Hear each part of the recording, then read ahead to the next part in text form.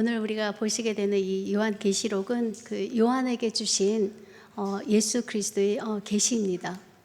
우리가 언뜻 보기에 이 계시의 내용은 그 환상에 이제 곁들여 있기 때문에 우리가 생각하기에 좀 어렵기도 하고 좀 불편할 수도 있는 이런 책일지는 모르겠지만, 사실 그 1장부터 이 3장까지는 그 사도 요한에게 그 당시 소아시아 그 티르키예 쪽에 그 중심 도시의 7교회에 주는 예수 그리스도의 편지인 것입니다.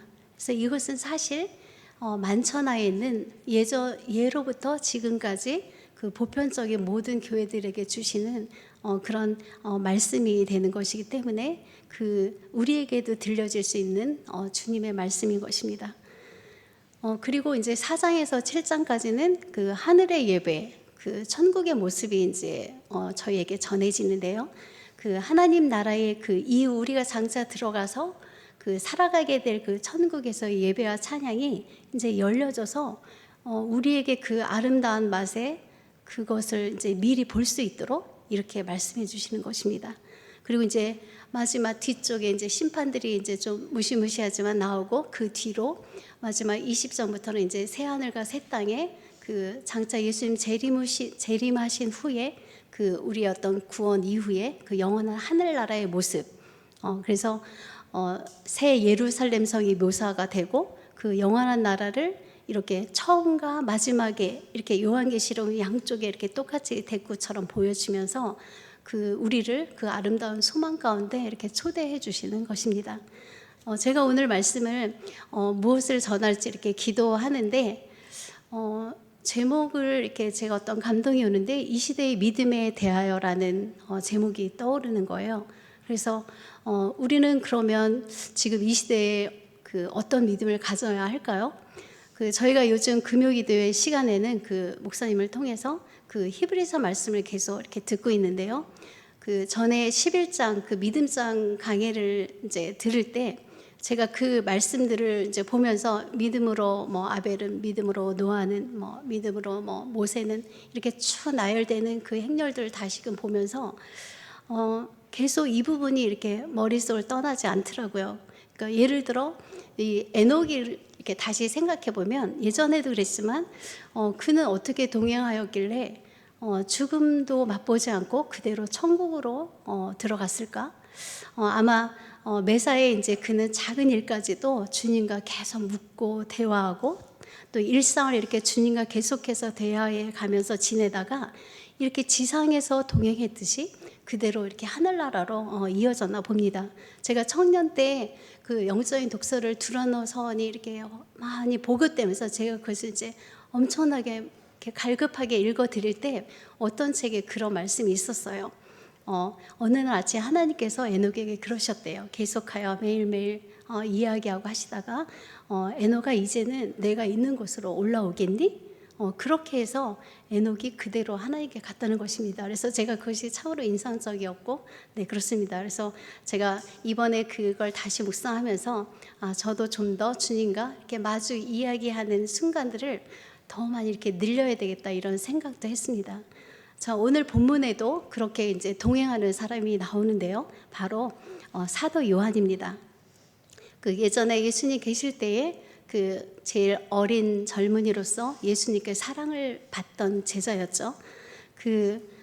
제가 또 이렇게 이제 그 제목을 가지고 묵상하다가 이렇게 말씀을 계속 이제 성경을 보게 되는데, 이제 요한계시록을 제가 읽게 되었습니다. 그러다가 오늘 9절 첫 말씀에서 나 요한은 너희 형제여 예수의 환난과 나라와 참음에 동참하는 자라, 여기서 제가 탁 마음이 꽂혀버렸어요. 그래서 오늘 강에 제가 그게 감동이 오면서 제가 이제 오늘 제목에는 예수의 나라에 동참하는 자라고 이렇게 정하긴 했지만, 원래는 예수의 환난에 동참하는 자, 예수의 나라에 동참하는 자, 예수의 참음에 동참하는 자인 이런 말씀입니다.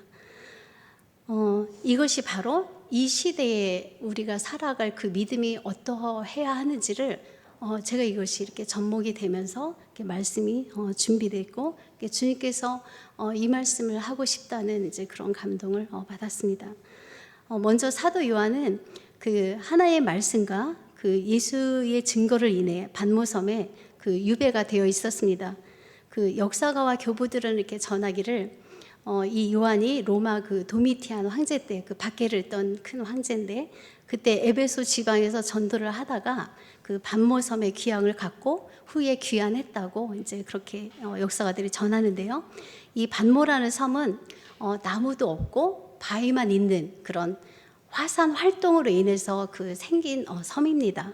그래서 그 전에 목사님하고 백사님하고 제가 튀르키예 성지순례 그 소아시아 지역을 가보게 되었을 때, 사실 저는 어느 곳이 가장 인상 깊었냐면 바로 사도 요한 기념교회였습니다. 그래서 에베소 지역을 가서 거기에 로마의 흔적 이런 거보다도 저는 그 언덕을 지나서 사도 요한을 기념하는 그가 세웠던 이제 교회의 그 터와 그의 어떤 죽음을 기리는 그 바닥에 그 대리석에 새긴 어떤 구절들, 그리고 좀 더 어디서 이동했을 때는 그가 생전에 그 예수님의 명령을 따라서 그 어머니 마리아를 모셨던 그 장소들, 이런 것을 보면서 이 하나하나가 참 인상적이었고 이 사도 요한의 행적이 그대로 이렇게 남아 있었습니다.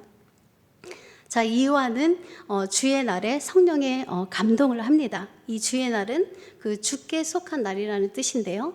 그 예전에 말씀은 안식 후 첫날입니다. 그렇지만 예수님께서 부활하신 후에 이제는 복음서에 그 나왔던 표현들이 이 처음으로 이 요한에 의해서 주의 날, 주일이라고 이렇게 이제 기록이 되게 됩니다. 그리고 고린도전서에 나중에 바울도 매주일 첫날에 이렇게 이제 표시를 하고 있고, 이것이 바로 이제 우리가 그리스도께서 오셔서, 예수님 오셔서 우리의 어떤 그 죄의 문제를 해결하신 그 이후에는 이 부활의 날을 기념해서 그 유대교의 안식일이었던 토요일이 이제는 사도시대부터는 안식일 다음 날인 주일로 이렇게 대치된 것을 이제 가리킵니다. 그래서 지금도 우리 기독교인들은 일요일이라 부르지 않고 주일이라고 이제 부르는 것이 이제 바로 그런 이유이죠.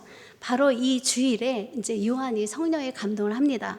그래서 이것은 단순히 어떤 감동이 오는 정도가 아니라 성령님의 어떤 큰 임재에 의해서 약간 특별한 어떤 황홀한 이런 환상 가운데로 들어가는 것을 말하는데요.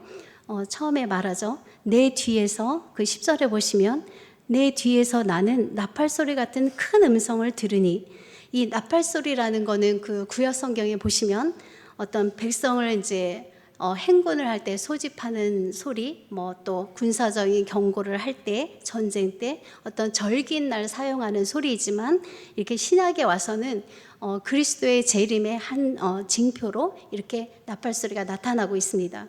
그래서 마태복음 24장 30절 말씀 이후에 보면은 그때의 인자의 징조가 하늘에서 보이겠고 그때의 땅의 모든 족속들이 통곡하며 그들이 인자가 구름을 타고 능력과 큰 영광을 오는 것을 보리라. 그가 큰 나팔 소리와 함께 천사들을 보내리니 그들이 그의 택하신 자들을 하늘 이 끝에서 저 끝까지 사방에서 모으리라. 이렇게 말씀하시게 됩니다. 이 요한계시록에는 나팔 소리가 한 70회 정도 나온다 하고요. 그 심령들을 일깨우는 그런 돕는 우리 천사들의 음성이 이제 되는 것입니다. 또 이제 11절 말씀을 보시면 주님의 이제 명령이 나오는데요. 너 보는 것을 책에 써서, 그러니까 이 말씀으로 우리는 이 요한계시록이라는 이 성경이 하나님의 권위로 이렇게 쓰여졌음을 이렇게 알 수가 있습니다. 그래서 에베소 서머나를 비롯한 그 당시 유명한 그 7교회의 그 지역별로 보내라 하시는데 왜 이것을 7교회에 보내라 하셨을까요? 이것은 이들이 이제 중심지이기도 하면서 이 7교회에 보내는 메시지가 이후로 이제 모든 교회들에게 보편적으로 들려줄 수 있는 그런 메시지가 되는 것입니다. 그래서 이렇게 예수님의 명령으로 쓰게 된 이 편지는 특별히 오늘 본문에 먼저 예수 그리스도에 나타나신 그 부활 후 그 존귀하게 이제 승계하신 그 예수님의 모습에 대해서 아주 자세하게 묘사하고 있는 것이 참으로 우리에게 깊은 또 믿음으로 인도할 수 있습니다. 이제 하나하나 보실까요? 자, 몸을 돌이켜 12절입니다. 나에게 말한 음성을 알아보려고 돌이킬 때에 7 금초대를 보았는데, 요한은 먼저 나팔 소리를 듣고 그 다음에는 7 금초대를 봅니다. 제 뒤에도 지금 이렇게 이제 히브리 말로 메노라라는 그 7금초대가 있는데요. 이 7금초대를 보는 것은 이제 스가랴에도 이제 그런 금초대 환상이 나오는데요. 거기서는 이제 이스라엘에 대한 이제 말씀이 반면 여기 계시록에서는 그 7교회들 그리고 보편적인 모든 교회들을 나타냅니다.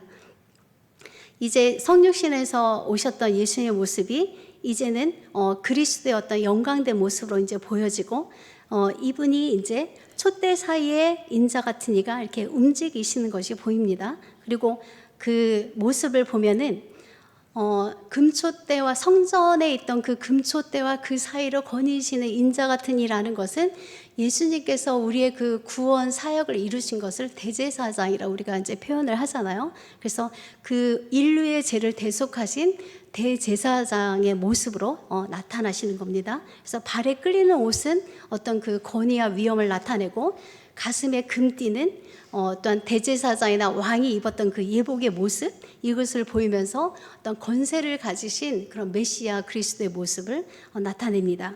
그리고 또 이제 14절에 보시면 좀 더 이제 구체적으로 이제 얼굴 쪽으로 올라가서 그의 머리가 또한 털이 흰 양털처럼 그리고 눈처럼 희다고 하는데요.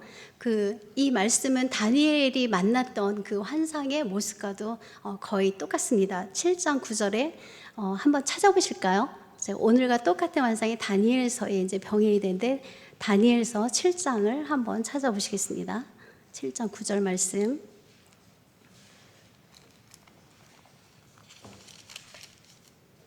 네, 구약 1244면입니다. 7장 9절을 함께 읽어보실까요? 내가 보니 왕자가 놓이고 옛적부터 항상 계시니가 자정하셨는데 그의 옷은 희기가 눈 같고 그의 머리털은 깨끗한 양의 털 같고 그의 보좌는 불꽃이요 그의 바퀴는 타오르는 불이며. 아멘.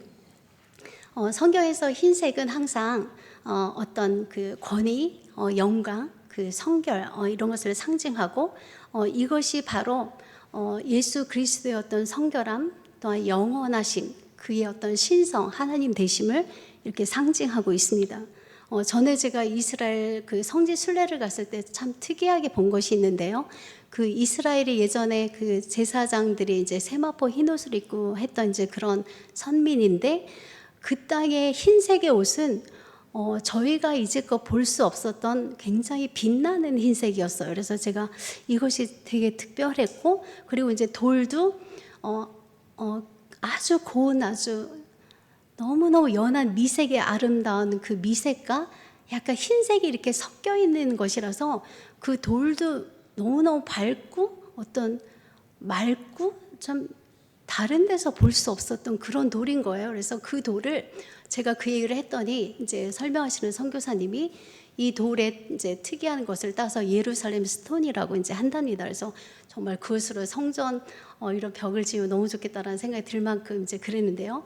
이렇게 이스라엘은 그 예수님이 거하셨던 영광의 땅이기 때문에 이렇게 흰빛도 다르고 어떤 모든 것들이 좀 다르다는 것을 제가 이렇게 느낀 적이 있는데요. 오늘 그 성경 말씀에도 보면 이렇게 예수님의 그 성결한 그 빛남과 그 흰 빛이 굉장한 것입니다. 이번에 왜 12.7 그 연합예배 우리가 흰색 상의를 이렇게 같이 입고 나가자, 이것도 그 거룩한 나라를 위한 기도를 하기 때문에 그렇게 정한 것 같습니다. 자, 계속해서 그리스도 모습을 볼게요. 14절. 자, 그의 눈을 봅니다. 그의 눈은 불꽃 같고, 아까 말씀에도 나왔죠. 다니엘서에도. 그리고 6절에 그 10장 6절에 다니엘서에도 보면은 그의 몸은 황옥 같고 그의 얼굴은 번갯빛 같고 그의 눈은 횃불 같고 그의 팔과 발은 빛난 녹과 같고 그의 말소리는 무리의 소리와 같더라 하면서 비슷한 말씀이 나오는데요. 이렇게 불꽃 같은 눈은 그 예수님의 신성 그리고 그 전지하심, 모든 것을 깨뜨려 아시는 그 전지하심이 모든 악과 그런 선악을 깨뜨려 보실 수 있는 그 날카로운 공의 눈임을 상징하고 있습니다. 그래서 이것이 또한 우리가 유추하기는 그리스도의 어떤 재림하셔서 나타나는 그의 심판, 그것을 나타내는 것으로도 이제 보이고요. 그 불꽃 같은 눈으로, 그죠? 그리고 이제 15절에는 발이 나오는데요. 발을 보십시오. 풀무불에 단련한 그 빛난 추석같이 보였답니다. 청동 어떤 빛나는 노새처럼 보인다는 건데요. 이것은 보십시오. 출임 때 예수님의 그 발이 어땠습니까? 연약한 인간의 육신을 입고 오셔서 그가 십자가에 매달릴 때 그 발에 이제 대못을 박히면서 그 십자가에 못 박혔던 그 상한 연약한 그 사람의 발과는 달리 이제 재림 때에 메시아 그리스도로 오실 때에는 영광과 권능으로 오셔서 이 강한 발로 모든 더러운 무리들과 반대자들을 밟아서 심판할 것을 이렇게 상징하고 있는 것입니다.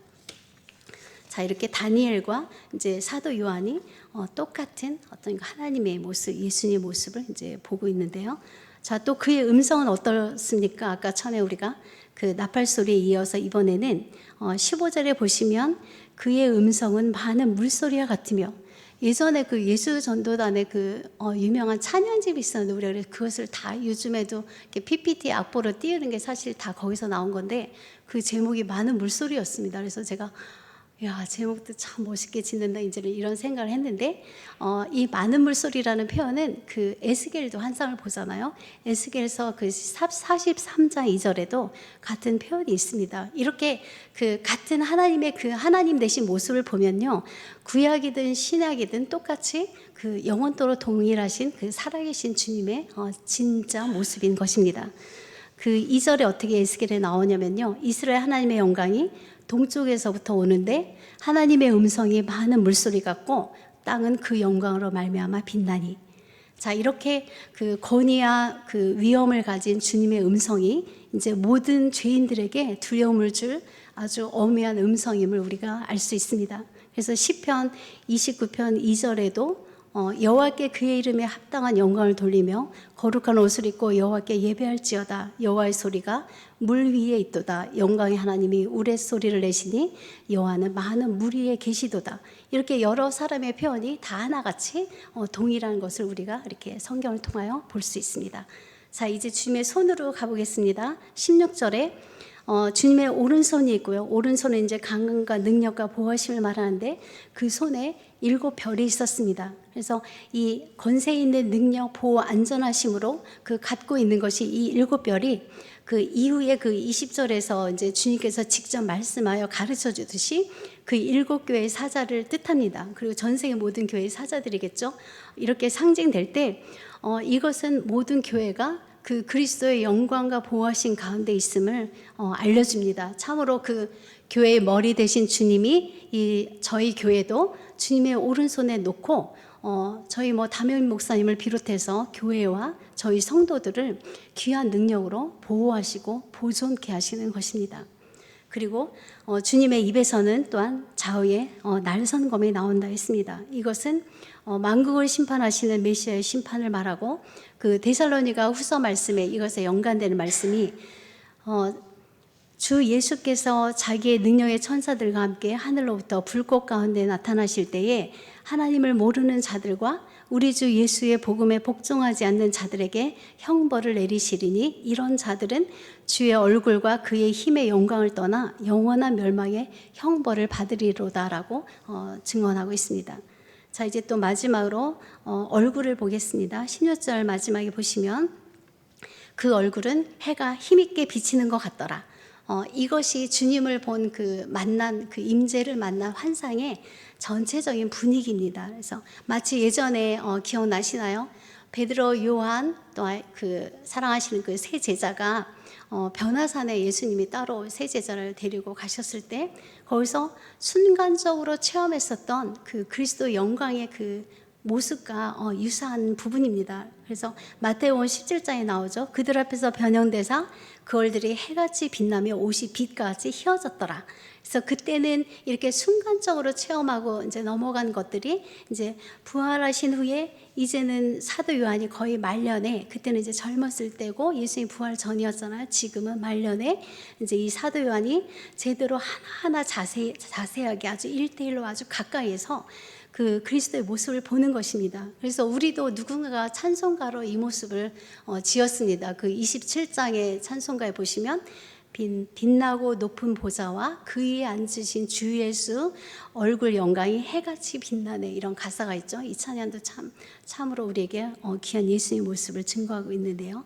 이렇게 우리가 이 땅에서 막연히 예수님을 성경으로만 알다가 이후에 천국에 가서 직접 배울 때는 이 미리 구약과 신약의 많은 그 선지자 예언자들이 환상 가운데 미리 보고 우리에게 이렇게 말씀으로 기록해서 누구나 다 알게 했던 이것이 그대로 우리가 이제 경험하게 되는 것입니다. 물론 현대에도 주님의 임재를 체험하는 분들이 있습니다.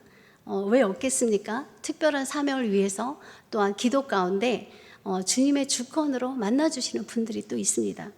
전에 제가 고등학교 3학년 때부터 이제 집중적으로 교회를 처음 나가고 세례 교육을 말씀의 엑기스 말씀들을 바로 정확하게 배우고 세례를 받고 이제 청년부에 들어가서 이어지게 되는데 어느 해에부턴가 찬양을 이제 제가 알게 되고 그 당시에 있었던 찬양들이 최덕신 그분의 찬양과 그 송명희 시인의 어떤 그 믿음의 가사들, 그것이 연결된 그 찬양을 이제 제가 처음으로 접했었습니다. 그러다가 어느 날 그 아는 언니가 그 전하세 예수라는 CD를 저한테 들어주면서 너 이거 아니? 이랬고 제가 이제 글 들어봤는데 제가 갑자기 그 찬양에 그 합창같이 들려지는 그 찬양에 갑자기 너무너무 압도가 되면서 아니 이게 이 찬양은 무엇이지 했더니 이제 제목이 경배와 찬양인 거예요. 바로 그리고 이제 그 속에서 1집 같은 경우에 이제 어떤 리더 같은 이제 첫 곡이 예수 사랑해요라는 곡이었는데 어떤 젊은 남자분의 찬양 소리를 이제 듣는데 이 첫 곡이 혼자 이제 처음엔 솔로로 부르는데 너무너무 맑고 너무너무 강하고 성결한 거예요. 그래서 제가 순간 주님께 이제 마음으로 물었습니다. 하나님, 이 남성은 도대체 누구길래 이렇게 성결한 찬양을 경배로 드릴 수 있는 건가요? 이제 그랬죠. 근데 이후에 이제 제가 시간이 지나고 이분이 그 온누리 교회의 경배와 찬양팀을 이끌던 그 하스데반 선교사님, 그 하윤종 목사님의 동생분이라는 것을 알게 되었습니다. 그리고 그때 그 교회의 그 경배와 찬양, 모교 찬양이 이제 생기고 경배와 찬양 학교에 많은 청년 그 자매와 형제들이 가서 그 예배 찬양을 위해서 어떤 신학교처럼 교육도 받고 이런 것을 보면서 이 찬양이 갑자기 막 이제 소문이 나는 거죠. 소문이 나면서 그 많은 수도권의 젊은이들이 이 온누리 교회의 모교 찬양이 여러 구름대같이 몰려들었고, 저도 그 당시 직장을 이제 끝나면 목요일에는 제가 있었던 을지로 명동에서 이 용산의 서빙고동까지 늘 갔습니다. 그러니까 이제 뭔가 이렇게 이끌려서 이제 저희가 가는 거죠. 그래서 이 처음 접하는 이 경배 찬양이 너무나 이렇게 은혜롭고, 그래서 이제 이끌려 갈 때 이후로 우리나라 전국의 많은 교회들이 그때부터 모교 찬양 예배가 다 신설되게 되었고, 저희 모교에도 모교 찬양 담당 전도사님이란 분이 부임하기까지 이런 일들이 있었습니다. 그리고 제가 예전에 궁금했다고 했잖아요. 하나님, 저분은 도대체 저 남자는 누구길래 저런 찬양을 드릴 수 있나요? 했을 때 나중에 그 집회 중에 이 하스데반 선교사님이 간증을 하시는데 이러시는 거예요. 외국에서 이제 당시 선교 사역을 하던 중에 어느 날 예수님께서 이분한테 직접 임하신 거예요. 마치 사도 요한에게 임했던 것처럼 임재를 하셔서 이 스테반 선교사에 뭐라고 했냐면, 너는 이제 한국에 돌아가서 한국 교회에 그 경배와 찬양을 일으켜라라는 그런 소명을 주신 거였어요. 그래서 제가 그때 그래서 이분의 찬양이 그렇게 달랐던구나라고 이렇게 이해됐던 적이 있습니다. 이렇게 주님의 임재를 경험하는 일은 예나 지금이나 그리고 어느 사람이 하든 동일한 어떤 그런 느낌과 마음으로 이제 이렇게 되는데요. 이것이 사실 실제이고 우리가 섬기는 예수님의 진정한 그 존귀하신 모습인 것입니다. 주님이 그러시죠. 나는 산자의 하나님이고 아브라함의 하나님, 요셉의 하나님, 또 지금 시대에는 저의 하나님이신 것이죠. 아마 우리는 이 마지막 시대를 살아가시면서 더욱 그 예수 그리스도의 이 신성 하나님 되시는 이 면모, 이 존귀하신 하늘의 왕으로 오시는 그 예수님을 상기하면서 사시는 게 참 좋을 것 같습니다. 이렇게 주님의 임재를 직접 경험하면 사람은 어떻게 될까요? 이 반응이 17절에 보시면 내가 볼 때에 그의 발 앞에 엎드러져 죽은 자같이 되매.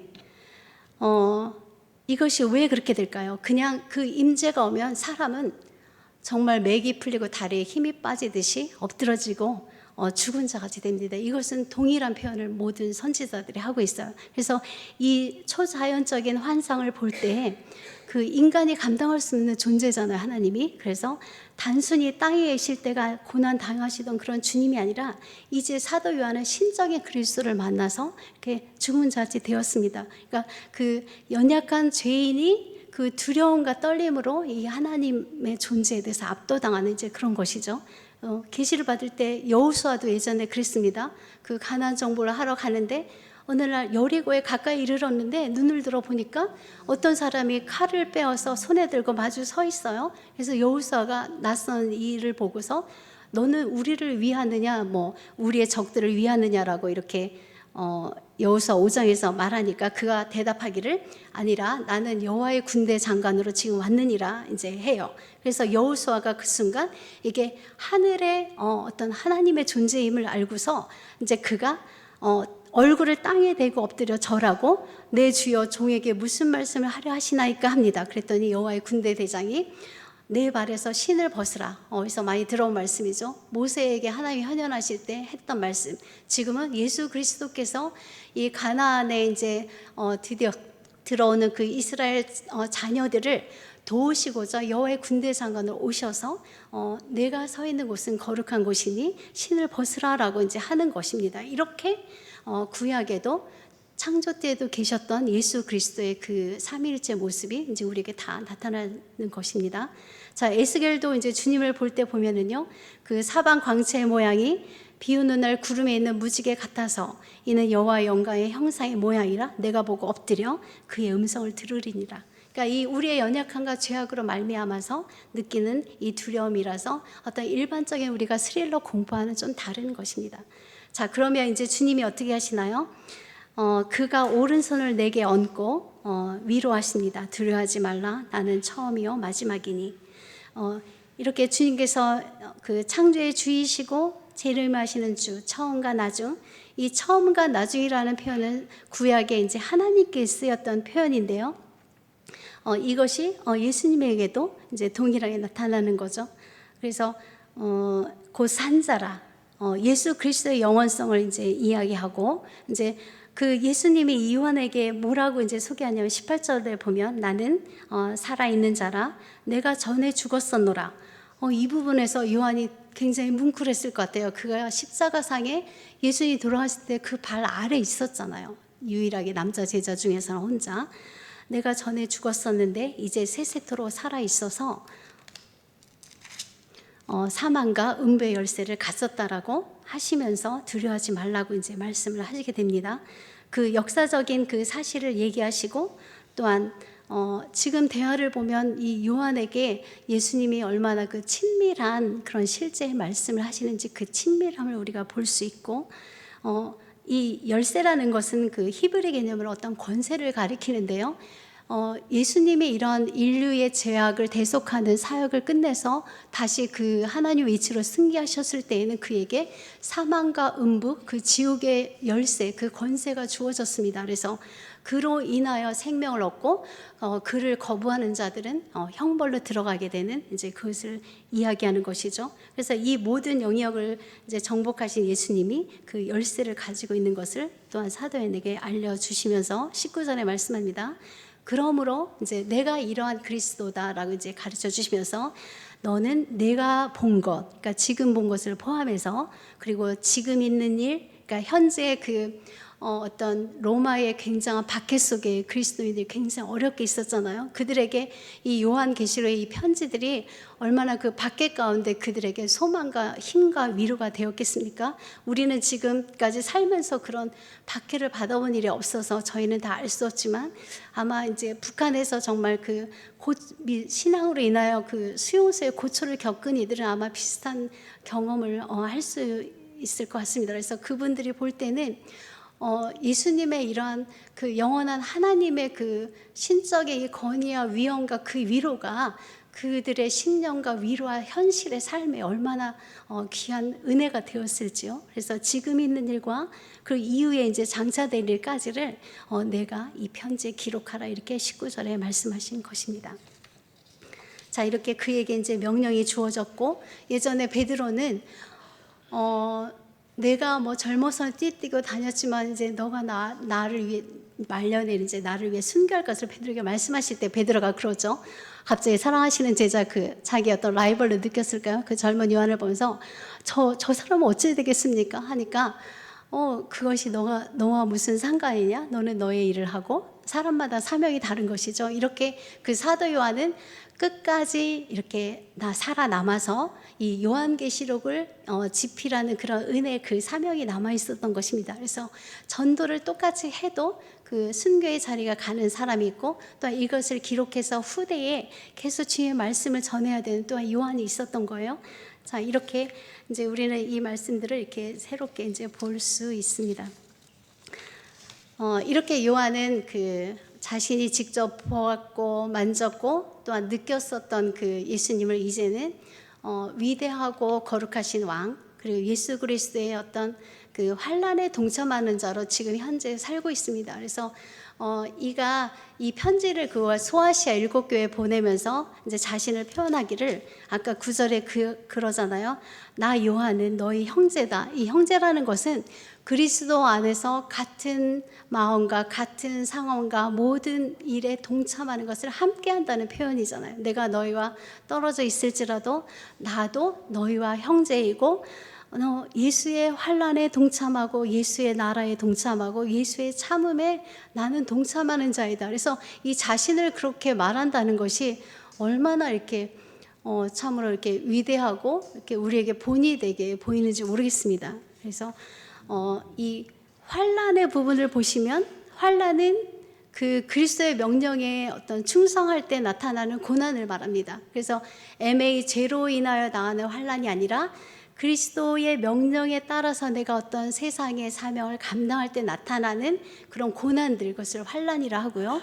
자, 여러분들도 우리가 그렇게 극심한 환난은 아니더라도 때로는 어떤 안 믿는 가족에 의한 핍박이라든지 그리고 여러 또한 그런 일들이 사실 있을 수 있습니다. 그래서 그런 것을 이제 믿음으로 살 때 고통이 있잖아요. 그럴 때는 이 말씀을 기억하십시오. 주님의 환난에 내가 동참하는 자로 살고 있구나. 그리고 두 번째 그 나라라는 부분, 이 요한은 그분의 실제 하늘에 있는 나라를 위한 자로 이 땅에서 살았는데요. 이 땅에 그 예수의 나라, 그 영역을 넓혀가는 자로 전도하며 살고, 또한 이 나라는 하나님의 영역이면서 그의 하나님의 다스리신 그 통치의 영역을 이제 말하는데, 그것은 바로 뒤돌려 말하면 축복을 말합니다. 하나님의 다스림을 받을 수 있는 축복.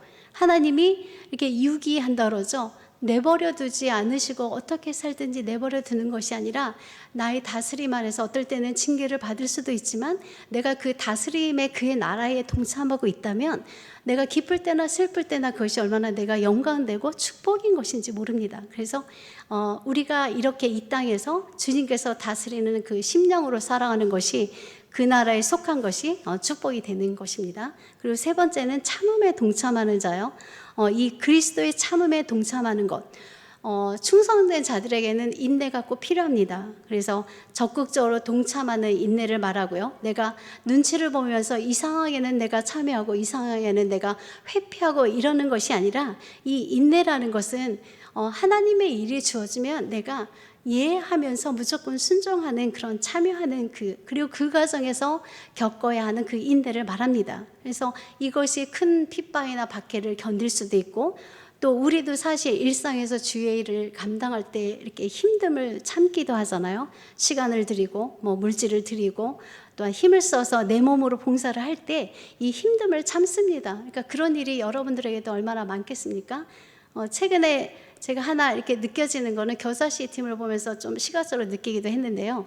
이제 식혜를 만들면서 아프신 팀장님이 또 약속에 맞춰 모든 일을 하시는 모습, 그리고 두 팀원들이 이리저리 막 동분서주 하더니 어느 날은 잠옷실에서 누웠다가 다시 주방에 들어가기도 하고, 그 모습들을 보면서 제가 그 참음이라는 것을 또 이렇게 떠올리기도 합니다. 이렇게 또한 이제 저도 예를 들어 지금 그 시드 국제 선교에 그 자리가 없고 목사님이 제공해 주시고 또한 일할 사람이 없는데 제가 그것을 힘이 유효하지 않은데도 그것에 무조건 그냥 이해하고 동참하면서 그 힘듦을 어제 총회도 하고 오늘 또 선교관에 이제 국제본부 대표님이 가셔서 또 불이 나게 아침에 와서 가시는 모습 또 인사라도 하고 이렇게 하는 모든 과정들이 사실은 혼자 어떤 새로운 것을 구축한다는 것이 그 재정적인 것도 너무 어렵고 그런 것인데 그렇지만 이것을 그 힘듦을 견딥니다. 이럴 때 우리가 이 말씀을 기억하는 거죠. 내가 예수의 참음에 동참하는 자이구나. 이렇게 위로를 받으십시오.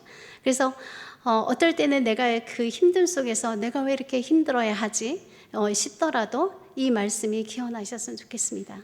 자, 이렇게 이 시대의 믿음에 대하여 우리가 지금 말할 때 나는 예수의 환난과 예수의 나라와 예수의 참음에 동참하는 자입니다.